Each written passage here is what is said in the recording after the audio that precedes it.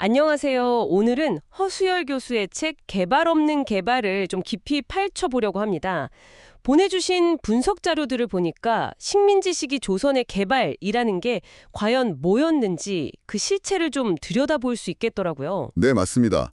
이번 분석에서는 허수열 교수 시각을 중심으로 그 식민지 시대 경제 성장이라는 게 정말 조선인을 위한 거였나?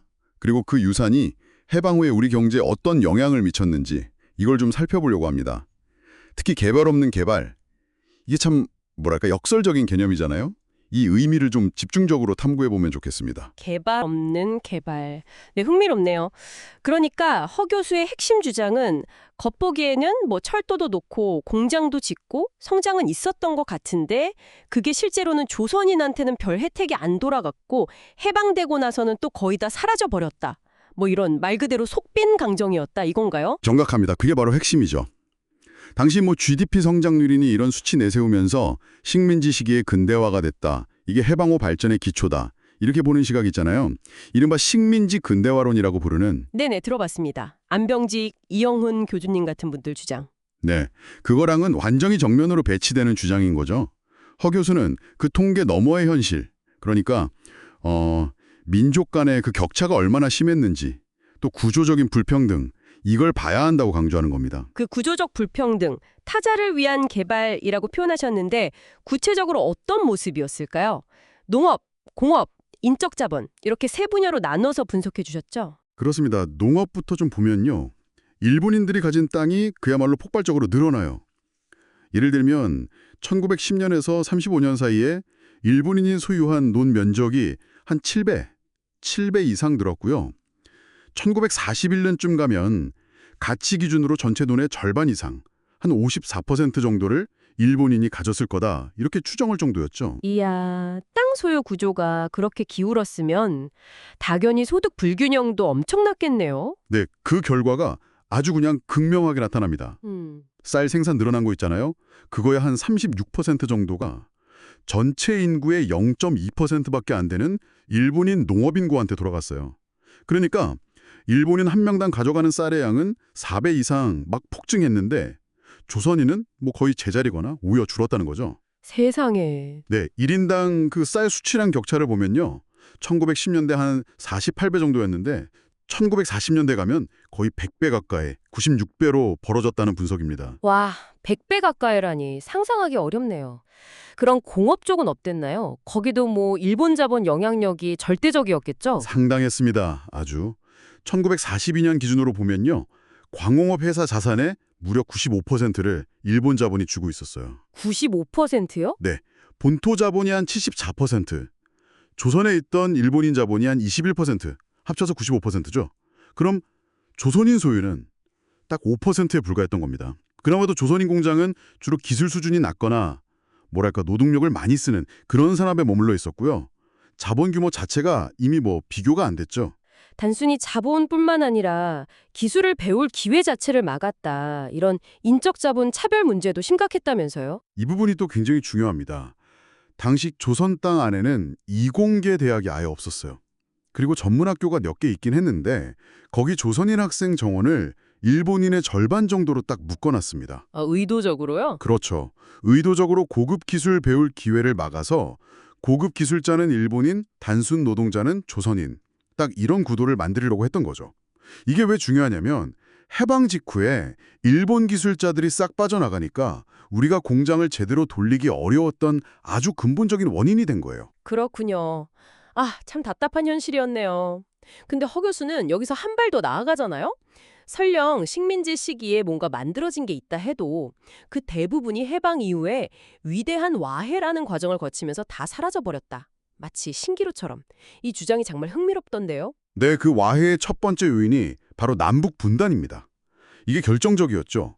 주요 공업시설의 4분의 3, 그러니까 75%가 북한 지역에 있었거든요. 특히 중화학공업시설이요.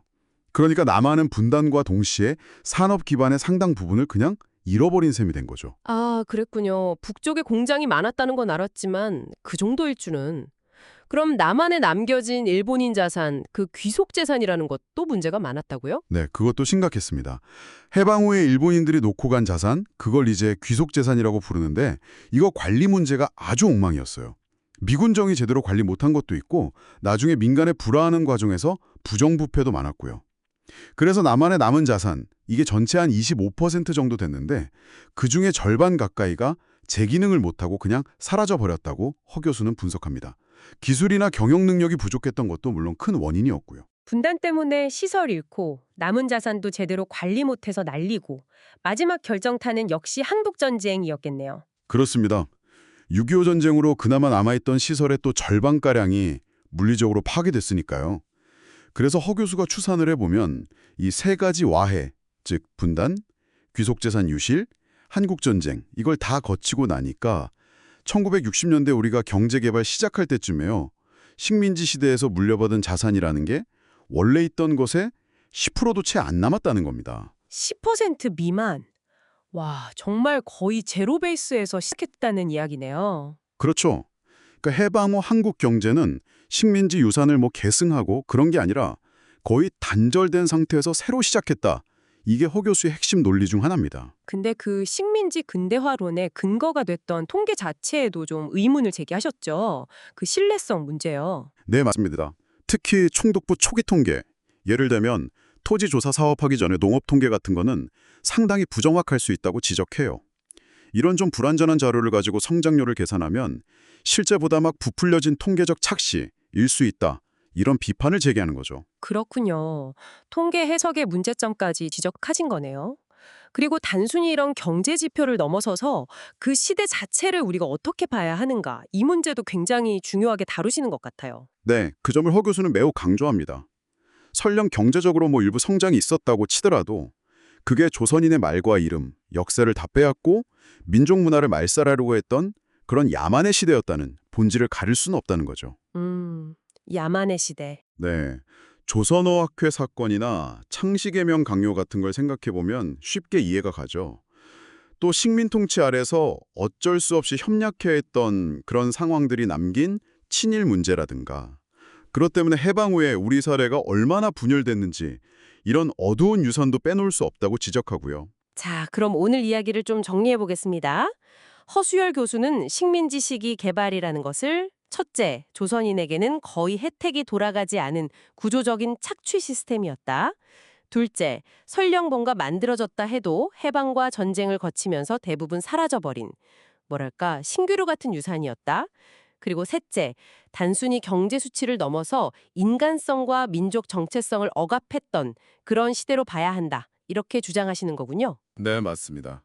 결국 허 교수의 분석은 개발이란 무엇인가, 발전이란 무엇인가 하는 아주 근본적인 질문을 우리에게 던지는 셈입니다. 단순히 GDP가 늘어나는 것만이 진짜 발전이 아니라 그 사회 구성원들 스스로를 위한 또 그들의 어떤 주체적인 역량을 키우는 그런 포용적인 과정이 진짜 발전 아니겠느냐 이런 성찰을 요구하는 거죠. 그렇다면 오늘날 우리가 추구하는 발전은 과연 누구를 위한 것일까요? 그리고 우리는 무엇을 기준으로 그 성공 여부를 판단해야 할까요? 여러분도 방송 들으시면서 이 질문에 대해 한 번쯤 생각해 보시는 것도 의미 있을 것 같습니다.